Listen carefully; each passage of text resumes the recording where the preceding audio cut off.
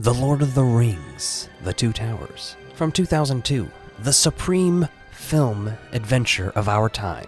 At least that's what Richard Corliss of the New York Times said, right on the front of the VHS. Now with the release of a new Lord of the Rings this month, I figured what better time to talk about these movies. I previously just did Fellowship, and I'm doing Return of the King after this, so stick around.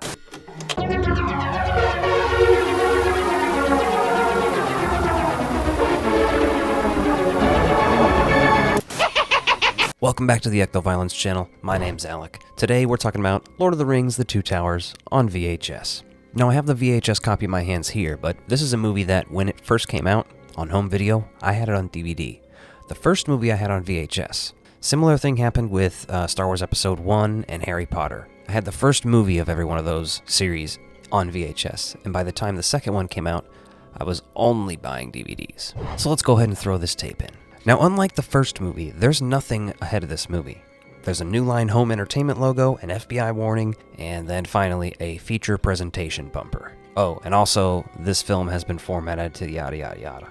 Now, that's probably because the running time is 179 minutes, and it's still on one VHS. Return of the King being on 2 tapes, and I think all the extended editions are on 2 tapes. Kind of disappointed. I wanted to talk about more trailers. I figured there'd be a video game trailer for the third movie game.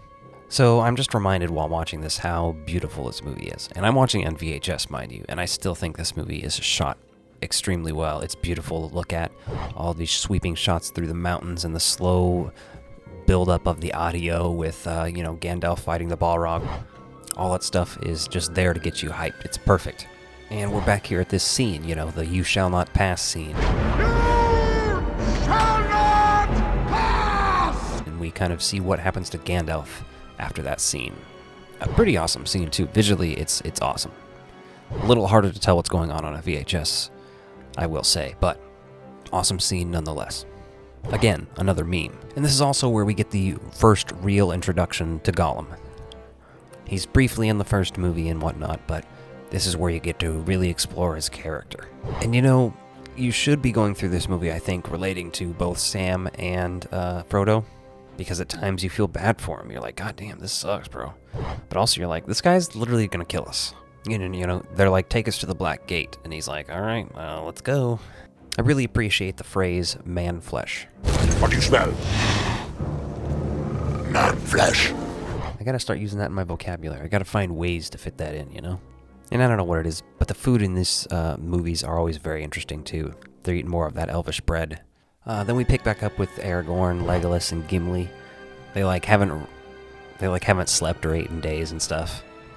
And Gimli's just falling apart. They meet up with Éomer, and you get the classic scene where he kicks the helmet and breaks his foot. That whole thing.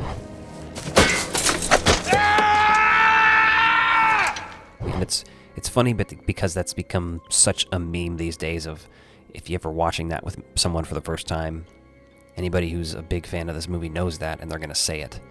So the Two Towers are actually different than they are in the books, but they represent Isengard and Mordor. The towers there, I don't know what the names are. Fake fan, I know. I briefly mentioned Éomer, but Carl Urban as Éomer is honestly great job. Like that character a lot. Very interesting, very fun. And speaking of new people to this movie, Brad Dourif as Wormtongue. Put Brad Dourif in anything and I'm going to be stoked. Brad Dourif is awesome. Just after the Child's Play movies and playing Chucky for so many years, as Kevin Smith would say, Brad Dourif could play the fucking shark in Jaws. And I'd watch it. I've only ever served you, my lord. We get introduced to the Ents and Treebeard. That whole plot. This stuff's mildly interesting to me. I like the scene a lot where they're introduced to the Ents. They're running from the orcs. Specifically this one that's left, and he's like, damn it, I just want to eat these hobbits. He's obsessed with it. And he ends up getting stepped on. Pretty awesome. We get the gate scene where they actually reach the gate, but end up not going in, and they have to hide under the cloak.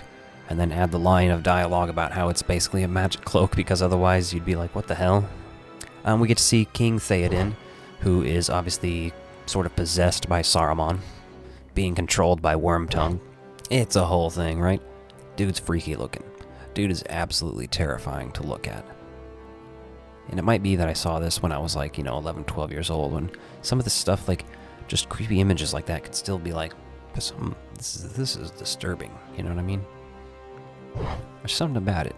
That's what's great. Peter Jackson knows how to add like horror elements into this that, like, I'm not talking like slasher elements or splatter like he's could be known for, but like some of the stuff like that, or Bilbo going for the ring in the first movie, it just works really well. I love it. The classic line, You have no power here. honestly, another great meme that's come out of this movie. Speaking of memes from this movie, some of you older people will remember this. And by older, I mean like people who were born in the 80s, 90s. But we needs a few good taters. This scene is iconic. What's taters, precious? What's taters, huh? And then, Potatoes. Boil 'em, mash 'em, stick 'em in a stew. for us old people, it became this.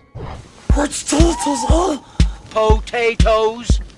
Boil 'em, mash 'em, stick 'em in a stew. Boil 'em, mash 'em, stick 'em in a stew. Boil 'em, mash 'em, boil 'em, boil 'em, mash 'em, boil 'em. So let's talk about Andy Serkis a little bit as Gollum. So honestly, he does a great job in this movie as Gollum, not just at the voice, the motion capture though. And this like kind of revolutionized how at least people saw motion capture and motion capture actors. And he's obviously transcended that now. He does movies where it's not just motion capture. But he obviously went on to do, Caesar from the Planet of the Apes movies. Again, very iconic. He's just a really talented person. I appreciate Legolas and Gimli's relationship evolving further in this movie. They pretty much hated each other at the introduction of both of them in the first movie. And by this movie, someone's threatening Gimli and Legolas is like, I'll kill you! And then they have a friendly competition of who can kill the most people. Gandalf returning as Gandalf the White, awesome. The way they reveal it, also awesome, because it slowly transitions from actually being Christopher Lee's voice to being Sir Ian McKellen's. You are tracking the footsteps of two young hobbits. They met someone they did not expect. Does that comfort you? Like Peter Jackson. And let's talk about Helm's Deep, okay? So all the setup to that, it's like you're almost having anxiety for this battle. You know what I mean? At least I am. And by the time the elves show up, you're like, oh, thank God. I feel like I'm standing there with them. And maybe that's because I smoked the J before I watched it, who knows? Regardless, the battle starts hilariously when an old man accidentally fires an arrow into the crowd and is like, oh shit. I love that there's a Wilhelm scream in this movie too. Always great to hear those in these big battle sequences. And it's like loud in the mix too. The Nazgul return riding dragons this time. Pretty sick, honestly. And after the battle, we were left with Sam, Frodo, and Gollum again, and they're just kind of like, all right, I guess we're gonna keep going. But Gollum's like, I'm gonna get you killed by a spider. Anyway, that's the next movie. So let's talk about the positives of The Two Towers. The cast and characters, obviously. I mean, I feel like even talking about this extensively is just repeating what other people have probably more eloquently said. But I love the additions of Carl Urban and Brad Dourif specifically.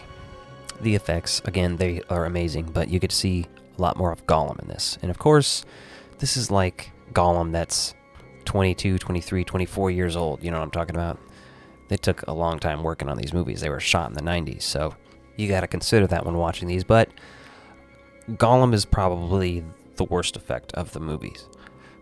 But it's still watchable, you know what I mean? It's not like we're so far removed from 2002 that it just looks like dog shit or anything. The music, again, Howard Shore, top notch. Couldn't be anything but a positive when talking about Lord of the Rings. Negatives of The Two Towers.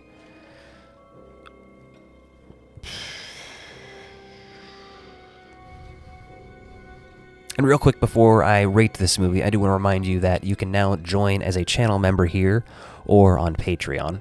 There's 3 different tiers. They are all like the same, comparable from YouTube to Patreon, just whichever you choose. I figured it's best to have both. And I would give Lord of the Rings, The Two Towers a 5 out of 5 hearts. Honestly, this is my favorite of the Lord of the Rings movies. I don't think they're like crazy varying in quality, but like it's my personal favorite, you know what I mean? I mean, really, the battle at Helm's Deep alone makes it worth it.